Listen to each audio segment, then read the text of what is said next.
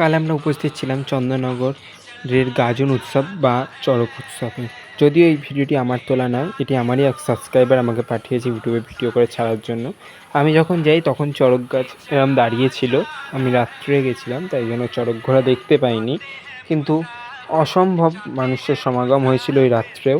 দেখুন, মেলা যেরকম ফুচকার ভিড়, খাওয়ার ভিড় মানুষের, সেমনি আইসক্রিম, তেমনি ঠান্ডার বিভিন্ন শরবত, বেলুন দিয়ে, বন্দুক দিয়ে বেলুন ফাটানো, বিভিন্ন ধরনের মানুষদের সমাগম নিয়ে আমাদের এটি হয় চন্দননগর হসপিটাল মাঠে। তো মাঠটি বিশাল আয়তনে বড়, তো এখানে প্রচুর মানুষের সমাগম, বিভিন্ন কচিকাঁচাদের সমাগম। এত গরম তবু মানুষ নিজেদের সাথে বেরিয়ে পড়েছে। এখানে দেখতেই পাচ্ছেন জিলিপির দোকান, কত রকম মানুষ এখানে ঘুরছে, কত মানুষের মধ্যে উন্মাদনা।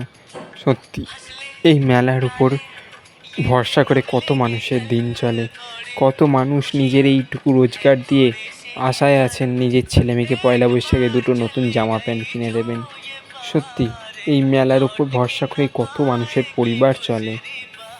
তাই আমার একটি অনুরোধ, আপনারা মেলাতে গিয়ে অন্তত কিছু জিনিস মেলার ভেতর থেকে কিনুন, যাতে তাদেরও পরিবার চলে, তাদেরও বাচ্চার পয়লা বৈশাখ কিংবা অন্যান্য পুজো পার্বণ ভালোভাবে কাটে।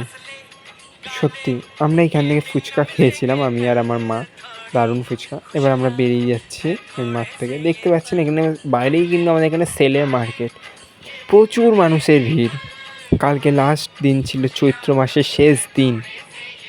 আমি এই ভিডিওটি আপলোড করছি পয়লা বৈশাখের দিন।